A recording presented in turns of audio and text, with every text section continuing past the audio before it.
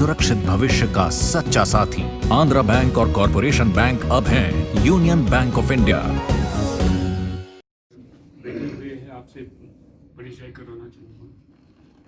हमारे बीच आदरणीय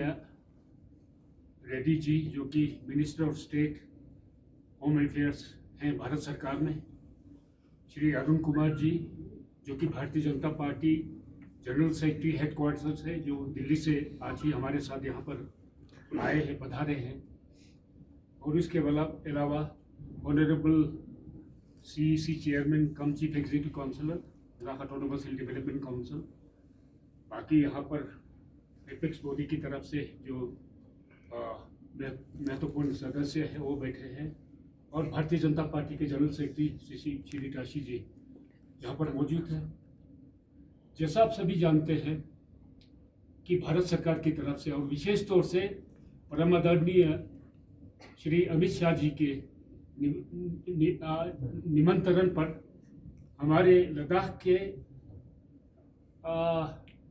apex body जो हमने स्थापना की थी, उनके जो वेटरन लीडर्स है श्री कुशप ठिकसे साहब की अध्यक्षता में हम 3 वेटरन लीडर्स दिल्ली उन्होंने हमें बुलाया, जो लद्दाख के लोगों के बिहाफ पे एक यहाँ पर आंदोलन का शुरुआत हुआ, जिसमें कि लद्दाख को कश्मीर से अलग करके यूटी का दर्जा दिया गया। सबसे पहले तो हम भारत के जनप्रिय प्रधानमंत्री जी श्री नरेंद्र मोदी जी का बहुत ही शुक्रिया अदा पहले भी कर चुके हैं, आज भी कर रहे हैं, और आने वाले समय में भी उनको कभी नहीं भुला पाएंगे हम। जिस तरह का निर्णय उन्होंने लिया, जिसको कहा जाता था कि जितने भी यहाँ पर कॉन्स्टिट्यूशनल एक्सपर्ट है ये कहते थे कि 370 को हाथ नहीं लगा सकते हैं,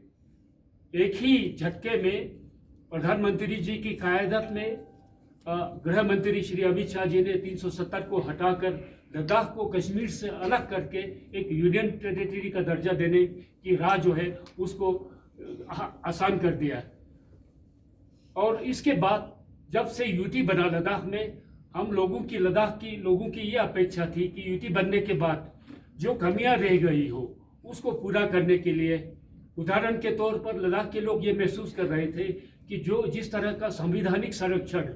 लद्दाख के लोगों को मिलना चाहिए था, उस महज यूटी बनने से हासिल नहीं होता है। हमारी जो ओरिजिनल डिमांड था यूटी विद लेजिस्लेचर का था, जो कि हमें नहीं मिला, और इसके बहुत सारे कारण हो सकते हैं, लेकिन हम ये ज़रूर अपेक्षा रखते थे भारत सरकार से, विशेष तौर से नरेंद्र मोदी जी से और अमित शाह जी ने, जिन्होंने इतना बड़ा फैसला लिया था कि लद्दाख के लोगों जो कि एक सीमा क्षेत्र में रहते हैं, और सन 1947-48 से लेके 2000 की करगिल युद्ध तक लद्दाख के लोगों ने अपना तन मन धन कुर्बान करके भारत की सेना के साथ कंधे से कंधा मिलाकर देश के इस सुदूर पूर्व सीमा की रक्षा में अपना सब कुछ निछावर कर दिया था। यहाँ पर रहने वाले लोगों की जो दशा थी, 70 साल कश्मीर के साथ रहते हुए जिस तरह का हमें लद्दाख का एग्जिस्टेंस हमारे खतरे में पड़ गया था, हमें इग्नोर किया जाता रहा, जिस तरह की अपेक्षा हम स्वतंत्र भारत में हम उम्मीद कर रहे थे उस पर पूरा उतरी नहीं हो रहा था, और इसीलिए लद्दाख के लोगों को विवश होकर कश्मीर से अलग होने की बात कहना पड़ा। तो हम ये अपेक्षा कर रहे थे भारत सरकार से कि यूटी बनाए जाने के बाद Ladakh autonomous hill development council और Ladakh autonomous hill development council Kargil को वो सारे पावर्स दिए जाएंगे जिससे लद्दाख के लोग अपना जो एडमिनिस्ट्रेटिव सेटअप बना है यूनियन टेरिटरी का, उसमें बराबर की हिस्सेदारी हो। जनप्रतिनिधि के द्वारा चलाए जाने का जो माध्यम है वो सिर्फ ऑटोनोमस हिल काउंसिल से रह गया था। तो इसलिए हमारी अपेक्षा ये थी कि इन दोनों काउंसिल को और भी मजबूत बना के इनको इम्पावर करें, और वो सारे जो हमारी खदशात थी, हमारी समस्या थी, चाहे हमारी भाषा को लेके हो, चाहे हमारी संस्कृति को लेकर हो, चाहे हमारी एथनिसिटी की हो, और इसी तरह से हमारे पढ़े लिखे नौजवानों के जो जीविका का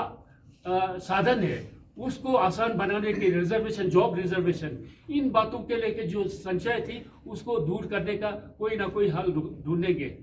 इसीलिए जब ये होता नजर नहीं आया तो लद्दाख के लोगों ने एपेक्स बॉडी के जरिए इन बातों को केंद्र सरकार तक पहुंचाने के लिए हमने आंदोलन छेड़ा था। और हमें बहुत ही खुशी हुई जब भारत सरकार ने बिना वक्त खोए बहुत ही कम समय में हमें दिल्ली आने का उन्होंने न्योता दिया। और हमारे साथ जिस तरह से अमित शाह जी की अध्यक्षता में जो बातचीत हुई बहुत ही सद्भावपूर्ण वातावरण में हुआ। और जिस तरह का माननीय गृह मंत्री जी का जो बॉडी लैंग्वेज था, जिस तरह के शब्द उन्होंने कहे, उससे हमें पूरा विश्वास हो गया कि जो हमारी समस्या थी जो उनके सामने हमने रखा उसका पूरा निराकरण करने के लिए हर कोई जो कोशिश है वो पूरा करेंगे, ऐसा हमें महसूस हुआ। इसीलिए जब इस महत्वपूर्ण विषय पर चर्चा होने के बाद जब ये पाया गया कि चूंकि Ladakh autonomous hill development council Leh के लिए इलेक्शन होने जा रहा है, जिसका हमने बहिष्कार करने का घोषणा की थी, उसको वापस लेने का निर्णय हम लोगों ने उनके समक्ष किया। जो दूसरे दिन जब प्रेस कॉन्फ्रेंस उसमें हमने घोषणा की। और उसके साथ अमित शाह जी ने हमें ये भी आश्वासन दिया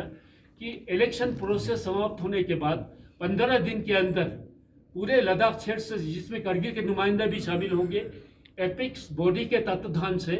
वहाँ पर एक डेलीगेशन जाएगी जिसमें हर पार्टी के सदस्य शामिल होंगे, हर मजहब के लोग होंगे, हर political party shades of opinion के लोग शामिल होंगे। और उनके साथ वार्तालाप के बाद जो कुछ लद्दाख की लोगों की जो मंशा है उसको पूरा करने में भारत सरकार और गृह मंत्रालय पूरी तरह से हमें उसमें सहयोग करेगी। और हम आदरणीय श्री कृष्ण रेड्डी जी का भी बहुत ही धन्यवाद करना चाहते हैं, वो भी उस मीटिंग में सम्मिलित थे। और उनके अलावा जो गृह मंत्रालय के प्रमुख लोग थे वो सब भी हम शामिल थे। तो उनकी मौजूदगी में जिस तरह का बातचीत हुई उससे हम पूरा आश्वस्त होके हम आप लोगों के सामने ये बात रखना चाहते हैं। हमें भारत के प्रधानमंत्री जी नरेंद्र मोदी जी और गृह मंत्री जी अमित शाह जी पर पूर्ण विश्वास है। और वो लद्दाख के लोगों के प्रति जो भी उन्होंने बातें कही वही उसको इलेक्शन समाप्त होने के बाद हमें पूरा करने में हमें उन पर कोई शक नहीं है। और हमें पूरा विश्वास है ये बातें बहुत जल्द कम समय में हो जाएगा।